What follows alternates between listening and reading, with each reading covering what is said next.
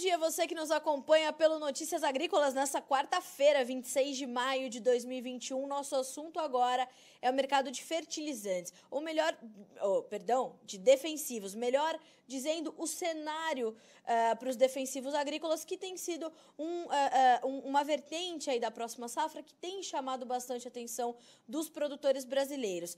Neste primeiro trimestre, nós já tivemos um aumento, inclusive, da área tratada com defensivos agrícolas no Brasil em relação ao mesmo período do ano passado. Então, a gente vai destacar algumas culturas que aplicaram mais defensivos, o que tem chamado a atenção e o que é tendência para a safra 21-22. Então, o mercado já é de olho e principalmente os produtores de olho já no que vai acontecer nessa nova safra. Para a gente entender um pouco mais deste cenário, a gente convidou o André Dias, sócio-diretor da Spark Inteligência Estratégica, para nos trazer mais detalhes desse cenário. Não é isso, André? Bom dia, seja bem-vindo ao Notícias Agrícolas, é um prazer recebê-lo. Bom dia, Carla. Um prazer enorme estar com vocês e com essa audiência incrível que vocês têm aí de experts no agronegócio. Eu vou tentar dar uma ajudada nisso, contextualizando um pouco essa situação que você acabou de dizer, tá bom? Temos aí um momento importante para o mercado de defensivos, né, André? O produtor realmente já está se preparando aí para a safra 21-22, né? Quais são pontos que a gente tem que destacar diante desse cenário? Vocês da Spark, que têm um contato muito próximo com os agricultores. Sim, cara, eu acho assim, acho que a gente tem que contextualizar um pouco esse cenário. Eu acho que os últimos 2 anos, as últimas 2 safras, elas foram muito favoráveis, graças a Deus, para o agronegócio brasileiro, né? E o agronegócio brasileiro, os agricultores responderam muito bem a isso. Nós tivemos aí ganhos de produtividade, tivemos a capitalização do agricultor, né? Que se beneficiou muito com essa volatilidade que a gente teve do dólar, principalmente no ano passado, por conta da pandemia, e conseguiu adquirir seus insumos a custos bastante competitivos e vender sua produção a valores muito historicamente altos, né? Quando a gente pensa nisso. Então, ele se capitalizou bastante, Carla, e acho que isso impulsionou também algumas diferenças no seu comportamento. Então, o que a gente observa já também há mais ou menos 2 safras, esse ano foi diferente, foi, primeiro, uma antecipação nos negócios, né? Então, quando você pensa na safra 21-22 que você mencionou, quer dizer, a gente já sabe que está muito adiantada as compras e as negociações de insumos, né? Tanto fertilizantes, defensivos, para sementes, né? Para a próxima safra de verão, aí, que é a grande impulsionadora da agricultura brasileira. Eu vejo que se em anos anteriores, nessa mesma época, nós tínhamos aí 30%, 40% dos negócios já feitos, a gente com certeza esse ano pode falar que temos de 60%, 55% a 65% dos negócios já realizados, né? Depende, obviamente, do insumo, a semente um pouco mais adiantada, o fertilizante também, e o defensivo vindo logo atrás, né? A gente tem, inclusive, sinais já de alguns negócios pontuais da safra 22-23, né? Quer dizer, o pessoal já está adiantando as suas negociações e fechando as suas negociações para parte da sua produção lá na frente, né? Então, esse é um comportamento que mudou bastante, né? Essa antecipação de compras é um dos comportamentos que a gente observa que mudou bastante, graças a essa capitalização, eu acredito. Era exatamente o que eu queria entender. O que motivou essa antecipação, André? É essa questão dos preços elevados das commodities, dos preços que se formam bem para o produtor brasileiro e dessa tentativa de realmente garantir uma estratégia para otimizar os seus custos de produção? Sim, com certeza, Carla. Eu vejo, de novo, né? Nunca é um fator isolado, né? A agricultura é um sistema, né, com vários agentes na cadeia, e eu diria o seguinte: a antecipação primeiro ocorre, obviamente, o fato do agricultor estar capitalizado e ter o dinheiro na mão, isso é uma moeda muito importante para as indústrias e para o sistema de distribuição, ele vai a esse fornecedor dele e negocia com alguma vantagem, né? Ele tem uma vantagem, está com o dinheiro na mão, então isso sempre a agricultura que é muito pesada, o sistema de crédito, é sempre o dinheiro na mão, é uma grande vantagem. Outra coisa que teve, a volatilidade do dólar gerou, sim, como é que eu vou explicar? Gerou uma dispersão, né, de preços no mercado muito grande. Então, tem gente que estava comprado a um dólar um pouco mais barato, então não acompanhou a referência do dólar em algum momento, então isso faz com que você esteja diferenças de preço, o agricultor atento a isso vai lá e se aproveita de uma situação específica, né? Eu vejo que isso tudo, esse conjunto de coisas fez essa antecipação, mas com certeza sempre voltado à rentabilidade, à eficiência e a ganhos de competitividade no setor, né? Isso realmente o maior driver aí do agricultor é esse. Sem dúvida. E quando você fala, inclusive, de negócios para a safra 22, 23, mostra justamente esse cenário, né, André? O produtor completamente focado em se profissionalizar cada vez mais e entender que quando ele antecipa essas compras, ele tem também que ter outras pontas ali amarradas para otimizar esses recursos que ele vai ter para essa nova temporada, né?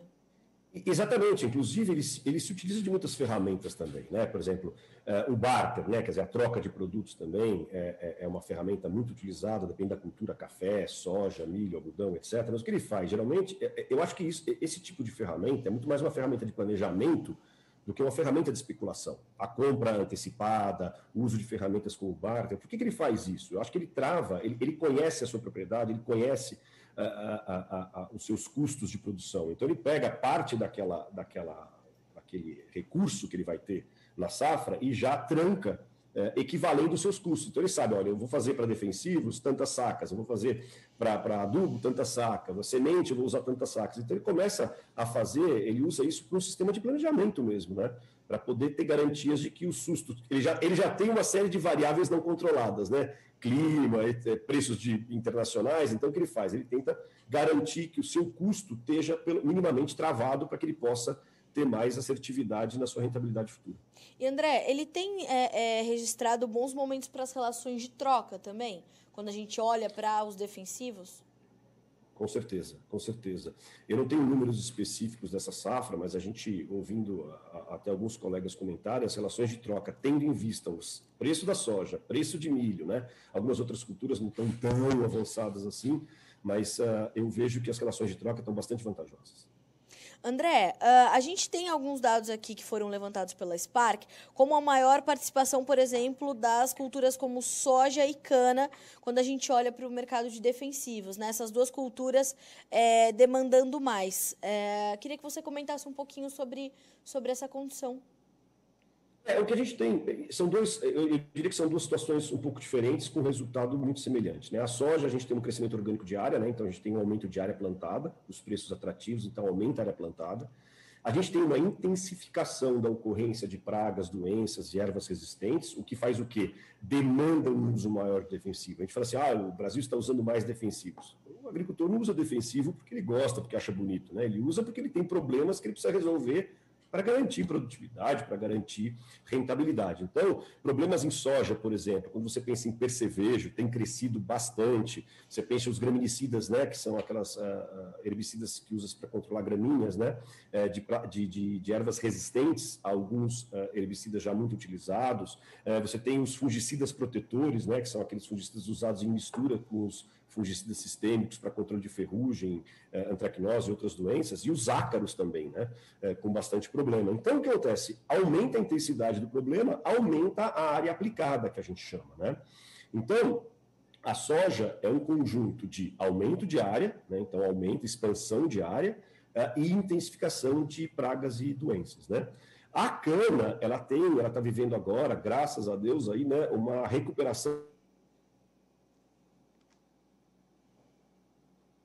nos últimos anos, então aquela área tratada de cana, né, aumentou. Então, aquele cara que estava numa situação, aquela usina, aquele fornecedor que estava um pouco mais tímido em relação a tratamentos e fazer algumas coisas, ele agora tem uma rentabilidade suficiente para voltar e recuperar um pouco o uso desses produtos, né? Então, eu vejo que a cana em recuperação, né, de um histórico aí dos últimos 2 ou 3 anos em situação bastante difícil, e a soja dando continuidade aí a um crescimento que ela já vinha dando, impulsionado por uma boa rentabilidade, aumento de área e aumento de intensidade de pragas, doenças e ervas resistentes. Em contrapartida, a gente teve um recuo no milho e no algodão. É justamente o cenário inverso, André? No algodão a gente teve uma redução de área, né? Porque, de novo, né, os preços competitivos e tudo mais afetam no momento de decisão do agricultor. Então, nós tivemos alguns cenários aí de seca, de timing, que prejudicaram um pouco o momento de plantio, mas principalmente a redução, até quando você pensa em competitividade com soja, etc. Né? O milho, a gente teve, na verdade, estamos com uma seca brava, né? Vocês já devem ter noticiado aí, a gente saiu até um estudo recente aí que do Rally da Safra, da Agroconsult, do amigo André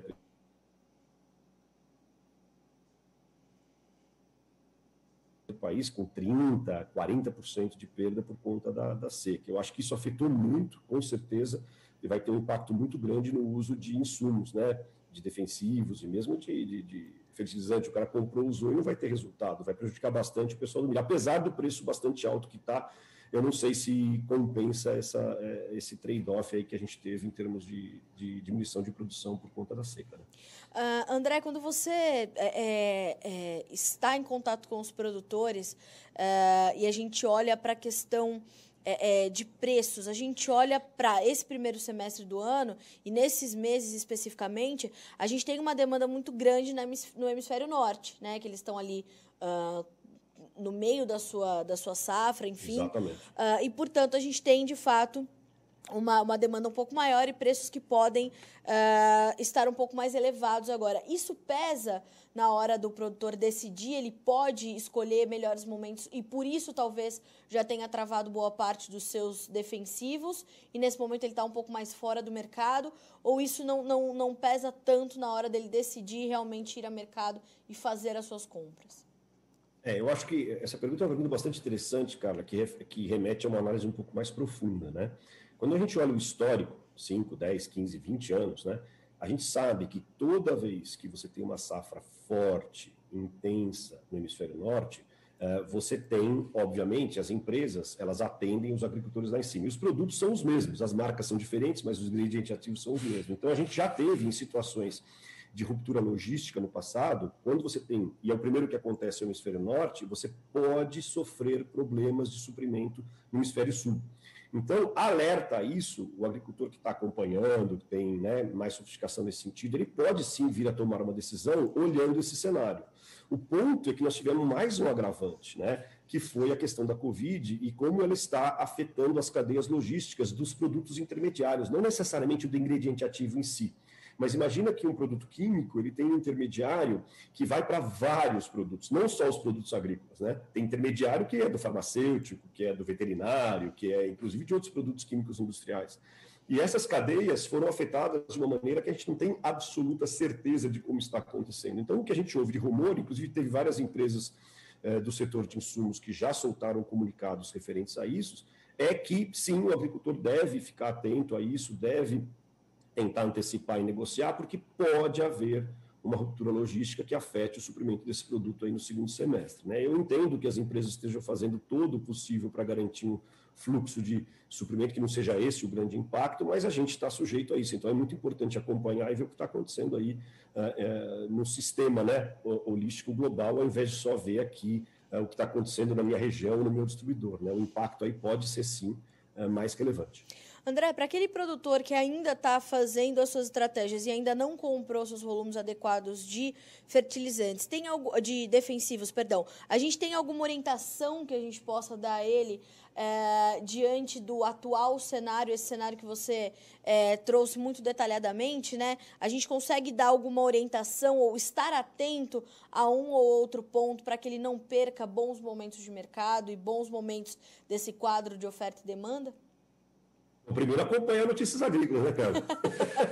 Excelente dica para começar. Estar informado, eu acho fundamental. Mas eu vejo o seguinte, eu acho que o segredo aqui é planejamento mesmo, né? Eu acho que informação é fundamental, ele vai ter os seus canais de informação, mas é muito importante estar junto com o fornecedor, estar junto com o distribuidor nessa hora, sentar e planejar. Sabe, cara? Eu acho que não adianta sai uma notícia aqui, sai lá e você sai correndo e fazendo isso. Acho que não é por aí. Acho que o agro tem um timing das coisas acontecerem. Está havendo antecipação por uma questão de planejamento, por uma questão de contexto que a gente tem hoje. Mas acho que, de novo, planejamento. Senta, vê as alternativas, ele conhece a sua propriedade, ele sabe as pragas e doenças, junto com o seu consultor, com o seu canal, com o seu fornecedor, enfim. Fazer um trabalho de diagnóstico, de entendimento e falar, bom, como é que eu vou produtos alternativos, enfim, ele se planejar para ele ter aí opções para enfrentar essa safra que, se Deus quiser, vai ser mais um grande sucesso no Brasil aí, que vai ajudar bastante aí na recuperação econômica do país. Se Deus quiser. André, eu agradeço muito pela tua companhia nessa quarta-feira aqui no Notícias Agrícolas. Foi realmente muito bom ter você, principalmente porque a gente vai já te chamar mais vezes para falar de outros insumos, viu, André? Já se prepare. Fique à vontade, é um prazer grande. Eu acho que a Spark tem uma dívida gigantesca com os agricultores, eles nos ajudam muito nas pesquisas que a gente faz, e o que a gente puder fazer para ajudar e retornar para eles com informação de qualidade, com dicas e sugestões, pode contar com a gente, Carla, sempre. Obrigada, André. Já te espero para as próximas. Tenham uma boa quarta-feira. Até mais. Obrigado para vocês também. Tchau, tchau, pessoal. Tchau, tchau. Obrigada, André. André Dias, sócio-diretor da Spark Inteligência Estratégica, nos trazendo então esse cenário sobre os defensivos agrícolas. Boas vendas, boas compras já foram feitas por parte dos produtores brasileiros, que estão se antecipando, inclusive fechando negócios para a safra 2022-23, diante de uma melhor capitalização, bons preços das commodities, relações de troca bastante favoráveis e um cenário favorável, que inclusive ali nos primeiros meses do ano a gente teve ainda mais favorável para a compra desses insumos. Então, algo entre 55% e 70% dos defensivos já garantidos ali pelos produtores para a safra 21-22. Temos esses pontos de atenção com as questões logísticas e também de produção de matérias-primas em algumas regiões em função ainda da pandemia do Covid-19, mas nada que deva trazer grandes transtornos aí para a safra 21-22. A gente está acompanhando qualquer novidade, a gente traz aqui sempre em primeira mão. A gente fica por aqui com esse boletim, mas segue a nossa programação para que na sequência você continue sendo o produtor rural mais bem informado do Brasil.